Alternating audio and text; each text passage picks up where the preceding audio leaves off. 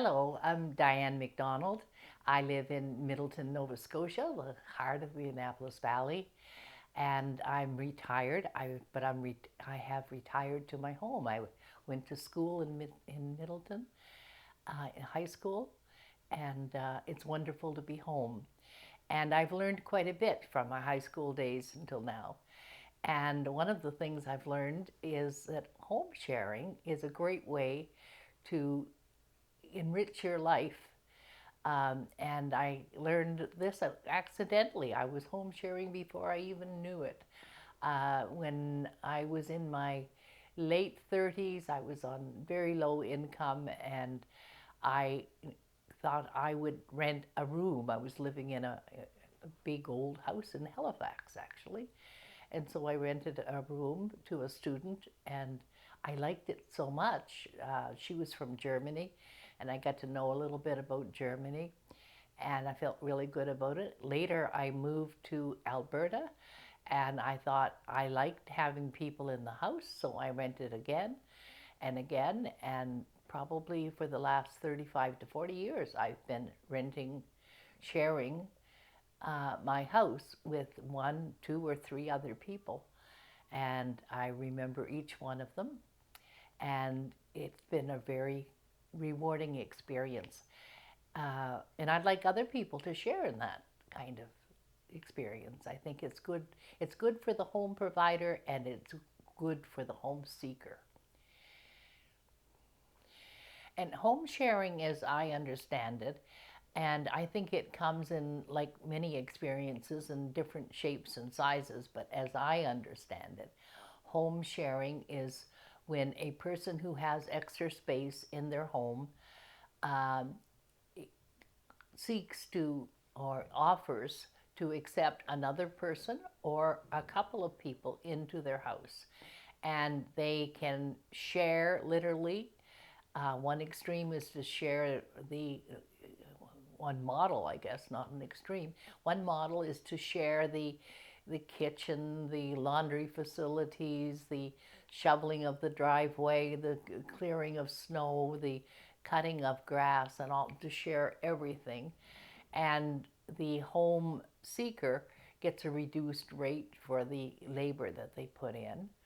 Another side or potential is that the home seeker lives fairly independently within the home, but is available for the types of jobs that I just mentioned.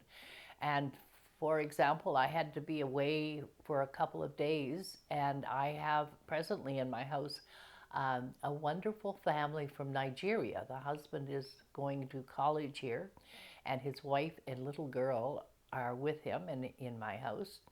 And when I had to be away for 2 days, I asked if the mother would be willing to take care of my cat and dog. So I wrote a little list of where the food was and when to let them in and when to let them out. And she's going to do that for me. And she was quite happy to do that. And of course, when I get home, I'll pay her appropriately for her effort. And it doesn't disrupt my dog or my cat. Nobody new is coming into the house. They're already familiar with the woman who's going to take care of them. And it provides a little extra money for her. And that's just a small example. I have another example. A few years ago, I had a man who had a full time job. It wasn't a very good paying job, but it was a full time job, a laborer. And I live in an old house with shutters, and they were dark green and very drab shutters. And I noticed a house with bright yellow shutters, and I thought, I think my house needs a touch of color. So I asked him if he would paint my shutters. So he removed the two-story house, and we removed probably about 18 shutters, and painted them on my front veranda over about I'd say a 4 week period at his leisure. Like when he would come home from work, sometimes he'd paint for an hour, sometimes for 2 hours, and then sometimes he wouldn't paint for a couple of days. But he got the work done, and and reinstalled the shutters, and I've been really delighted with him. I've had many compliments, and he was quite happy because he had extra money in his pocket, and I had repairs done to my house that if I had hired a contractor, probably I would have had to pay 2 or 3 times as much. So it worked out, I think, good for him and really good for me. That's an example of how, another example of how home sharing can be beneficial to both the home seeker and the home provider. Well, one of the features of home sharing for a person of my age now is that I'm not physically able to do as many things as I could have 25 years ago, of course. And also that my 2 sons live in British Columbia, and they, being loving sons, they care about their mom and like to make sure that she's well. And because I home share, they can call. And if I don't answer the phone, and if they phone 2 or 3 times, maybe one day and then later in the day and then in the evening, and there's still no answer, they can phone one of my tenants and say, "Would you check to see if mom's okay?" And I think they take some comfort in that. And I like the idea that if I should take a tumble downstairs, that there'd be somebody in the house that could help me and come to my assistance. So there's another example. I was on a board of home share in Grand Prairie, Alberta, and we had a woman who, about my age, who lived alone, and she wasn't eating properly. She didn't have any incentive. Sometimes when you're older and alone and maybe a little depressed, there's no incentive to cook. And she made an arrangement with her home seeker that she would provide meals for him, and they would eat in the dining room every evening when he came home from work. And of course, she would eat with him. And she had a big family and loved cooking. And now she had an incentive to cook and an incentive to eat well. And it was great for him because he came home after a hard day's work and had a nice dinner. And it worked out really well for that particular. So home sharing can take many forms. It could be a young couple and a built-in babysitter, so that when the couple needs to go out, or a single parent, and rather than bring a stranger or someone they don't know that well into the house, a person that they see every day becomes the caretaker for the children. And then they work out the financial arrangement. It could be less rent for so many hours a month, or it could be just a given amount for so much per hour, depending. So those are just a couple of examples of how home share can enrich the lives of both the home seekers and the home providers. One of the advantages that I've been aware of is security. That I always have, or presently I have 3 people living, 2 individuals and the family of 3. And there's always somebody in my house, coming and going. And I think that if somebody wanted to come into my house to pilfer something, to take advantage and walk out with a laptop or something, they don't know who's home. How many the doors are opening and closing, people are coming and going, so it provides security. I haven't had any problem. I'm not there's a lot of crime in my area anyway, but I haven't had any problems. And the other thing that I found interesting, about a year ago, for some reason, everybody in my house went away on the same weekend, and there was nobody there but me. And I felt very uneasy, because when you live in the house with other people, you hear a door close or open, or you hear somebody running water, or you hear a cough, and so you're conscious that there's somebody else in the house with you. And when I discovered that I was all alone, it was actually a frightening feeling for me, because I wasn't familiar with that. Home is a place where people are. I think that some people might be concerned about elder abuse, for example, but that's the role of the facilitator to check in on in person, and in with phone calls as well, with to make sure that things are well, things are going well for both the home provider and the home seeker. Uh, and I think that's why we need a facilitator.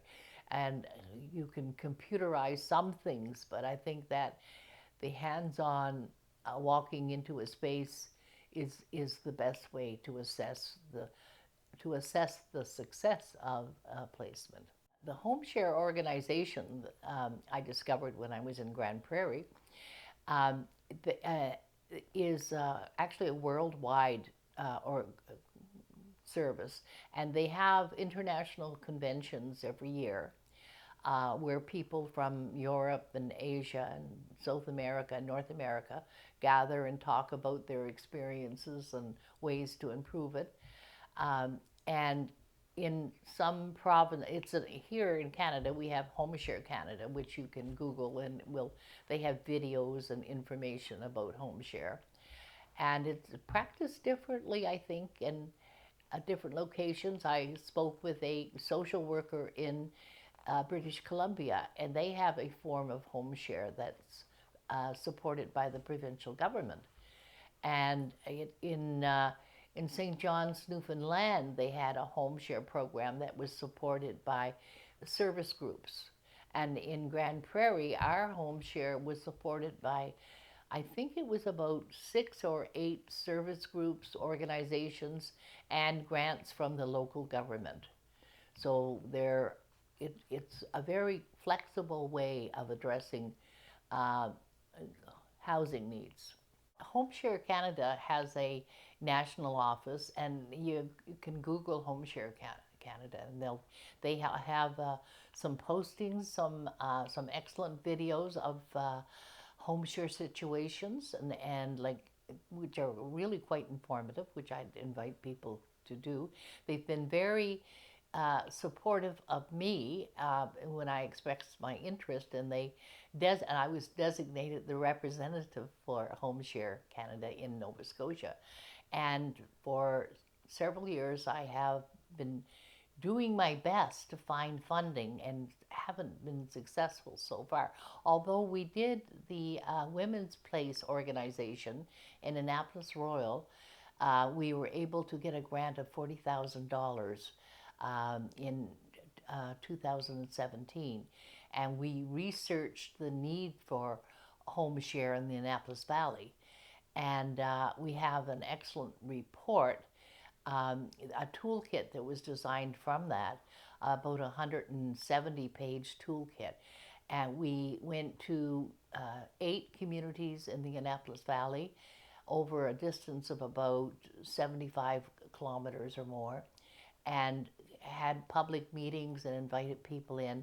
They gave us their ideas of their interests, and we recorded all of that and did further research and published our toolkit. And ever since, we've been trying to find the funding to actually make it work, to get it to work. So that's the position that we're at now. And although the situation is really sad with so many home seekers, it may be the time now. Maybe the people will. I know some people, potential home providers, are having second thoughts just out of charity, just thinking, I realize there are people sleeping in their car. Can I do anything to help? And of course, there are people desperate for a good home to live in. And when I say a home, like maybe a dog and a cat in a veranda, and flowers, and lawn chairs, and a really nice, friendly home environment. I think that HomeShare Canada is a resource. I think when they appoint someone like me, they're hoping I'll be able to scramble together the funding to hire somebody to actually facilitate the home sharing. In Grand Prairie, we hired a half-time social worker, our organization did, and she interviewed the home seekers and the home providers, and matched them up according to their interests and needs. And so that's what really what we need now is just a little bit of funding to start the ball rolling. And I'm quite confident that once we make a few successful placements, it'll catch on, and people will see that how easy it can be and the benefits that can be derived from home sharing. They have as I mentioned, a toolkit. We call it a toolkit. It's about 170 pages, I think, of background information and screening information, like in order to match the people in fact, I have emailed it out whenever I get an inquiry, because we haven't been able to hire a facilitator. Have sent the toolkit to dozens and dozens of people to refer to in terms of how they would seek a home a home seeker, how they try to find one that would match their home and lifestyle, and for home seekers, how they could find a home as well. So they're pretty much on their own without the ongoing support of a facilitator. But that's the missing link, is the first person, the person that actually gets to know and does troubleshooting, because sometimes there are some misunderstandings that can be with a third person can sit down and talk to. For example, a home seeker may play music late at night, and it may disturb the family, and the family might not know how to deal with that. The facilitator can have a conversation with the renter and suggest that they maybe use earphones. Is there a way, can you still play your music and not interrupt? Or vice versa. It could be that the home seeker has an early shift in the morning, and the homeowners are up watching TV and playing family games and keeping them awake. So there might be a way where they can play their games in a different room. There are avenues, ways to problem solve, and that's the kind of thing that a facilitator can contribute to. Seniors want to stay in their home as long as possible. And the thing about, or the great aspect, the advantage of home sharing, is that it can extend the time that a senior can remain in their home, maybe 7, 10, 12, 15 years, because they have company, their morale is maintained, they have someone to check in if they do have some problems or health issues. And they don't have, the home seeker or our government doesn't have to pay a caregiver, as long as they stay relatively healthy and they have the social interaction, which we know is really important for seniors. It can save a lot of money, and we hear now about the construction of new homes, and all of which I understand usually take at least 2 to 3 years before they're livable, and that's a long time. And I'm growing increasingly aware of the environment and the impact of building homes, if in fact we can find another way. And I'm not suggesting that we don't build homes. I'm just saying that maybe we can build fewer homes if we take advantage of the spaces we have now. If we recycle and fully use the facilities that are available. Many homes have 2, 3, or 4 bedrooms, maybe a basement suite, and we could be using that better, I think, rather than and continue to build, but maybe we don't need to build as much. I think because the emphasis, the cultural value of being independent, and perhaps not trusting strangers. I'm not quite sure, but I think that's part of the problem. And I think we act in a way that our neighbors are acting. And if our neighbors are living alone, then we're very influenced by the society's values around us. And I think that home sharing was frowned on because it could be seen to remove your independence when in fact it could be doing the opposite and enhancing your independence and allowing you to stay in your home and not worrying about having to go to a supported living environment. So I think what we need are a few people successfully placed in successful home share situations to set the example and see what the advantages are in terms of both the home seeker and the home provider.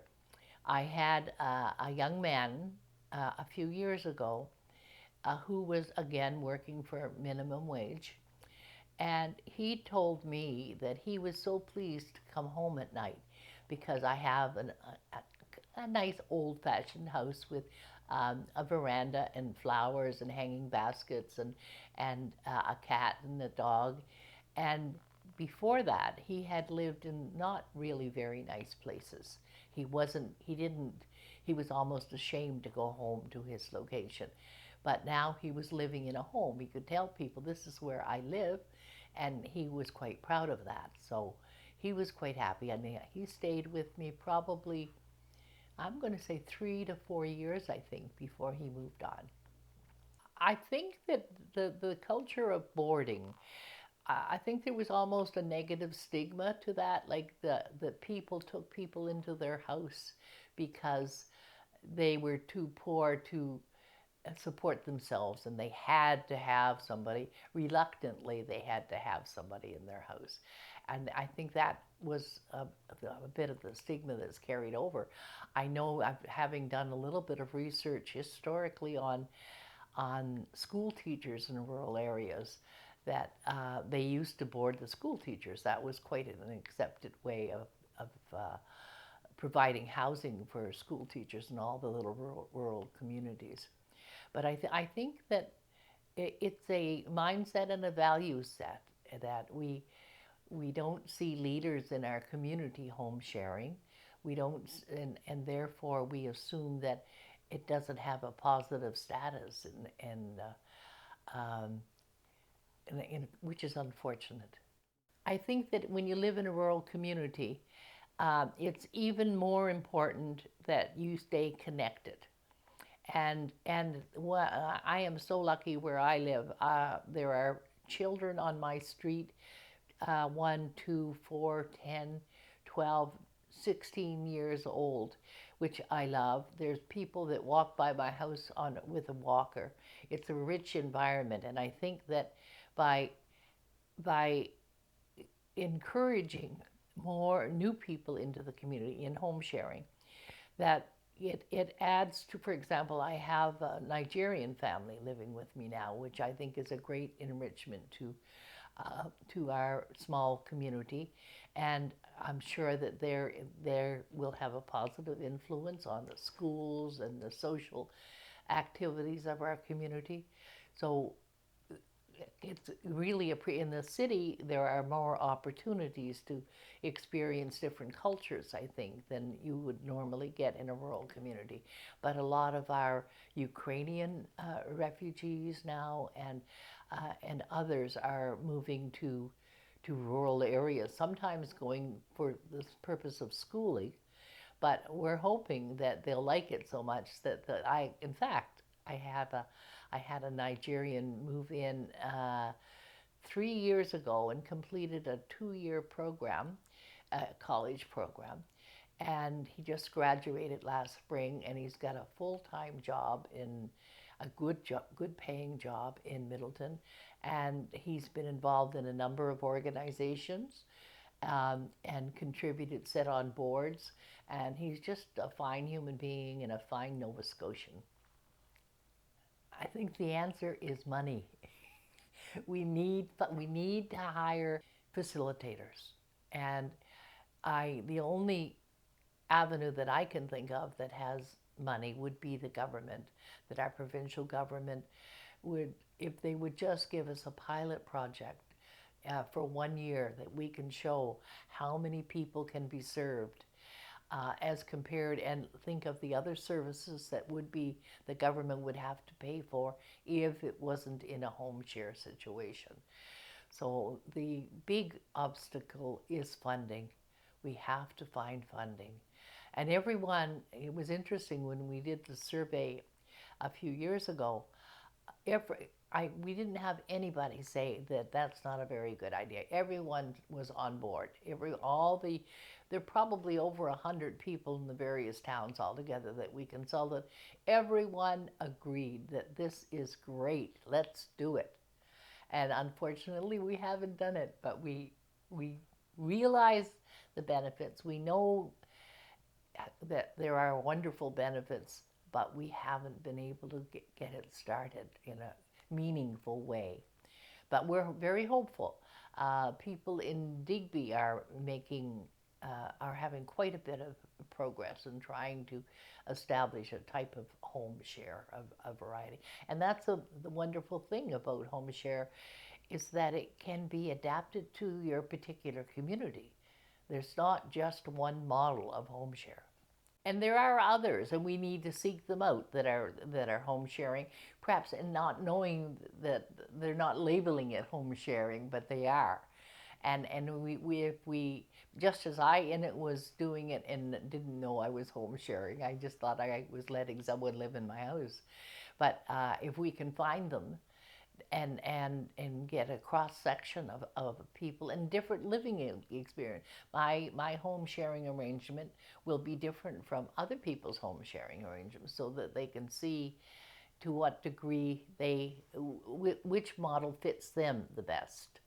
Like some people like to share their kitchen, some people don't. And if you don't like to share the kitchen, you can put a microwave and a toaster oven and a toaster and a mini fridge in the room and provide privacy for the home seeker and yet maintain the privacy of the home provider. So there's a long range of things that can be done to facilitate having people live together.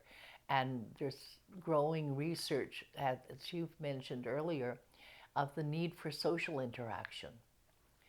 And for example, with the people in my house, my kitchen is at the end of the front hall. My home share people use my front door, and I use a side door into my a porch and kitchen. But I can see when people come and go, and quite often when they go to work in the morning or go to school, I'll look up and say, "Have a great day, Stephen," and they'll come back and "See you later, Diane." So there's a little awareness that they're recognition of each other, and you're not alone. Your people will miss you, and if they're going to be away, they'll tell me that, Diane, I'll be away next weekend, and so that I won't worry because I haven't seen them for 2 days and what's happened. So and I do the same if for some reason, for example, I would have to travel for a couple of days, then I would make sure that I informed my tenants that I won't be here, but you can reach me by phone if you have a problem. So, yeah, it works well for me. With the Nigerian people that are here, I've been preparing them for winter. And I've introduced them to the joys of secondhand shopping and thrift stores. And and I put out an appeal on Facebook for a car seat for the little girl because she's just 2 years old. And through networking, I was able to get a state-of-the-art car seat for the little girl donated to her, which was wonderful.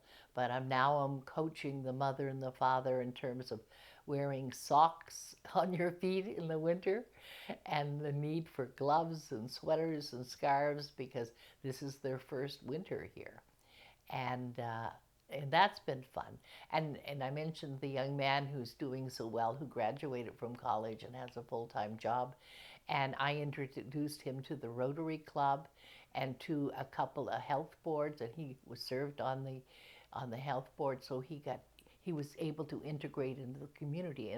And it really took very little effort from me, a phone call to a friend or a contact like that, and I could, oh, and the couple, now the Nigerian people, I live diagonally across the street from a major church in Middleton, and I asked the renters if they would be interested in going to church, and they said, oh yes, they would. So I made a phone call to the church and then to one of my best friends who's a leading member of that church, and told her to look out because they were coming on Sunday, and she happens to be a greeter for the church and a wonderful greeter. So she made them feel at home, and those are, and I think that was helpful to the home seekers, those particular home seekers. I think, unfortunately, our media and news reporting is the media and the news focuses on the negative. And so you hear about the bad things that happen, and really good things that happen aren't very newsworthy. So unfortunately, we don't hear about all the good things that happen. And maybe that's our job, is to spread the news of the good things that happen. Maybe that's what we should be doing more of. Yeah. I've been home sharing for about 40 years. I've met some wonderful people.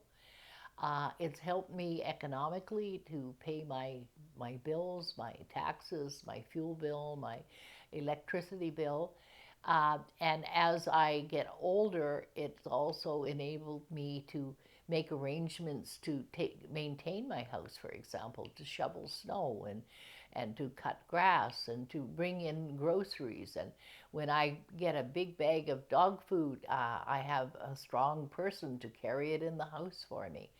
Um, when I'm cooking, and because of being a mother of 3 boys, I like to cook a lot.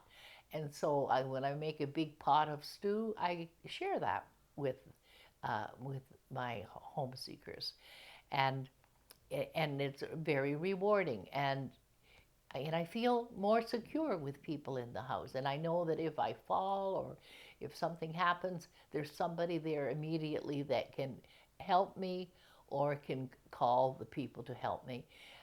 My family, my children, my relatives take comfort in the fact that they know there's somebody with me, that I'm not alone. And I think I benefit from that. And I take great comfort in having people around me and you learn to care for each other. I care about my renters, and I know they care about me too. So we're building our own little family unit and supporting each other.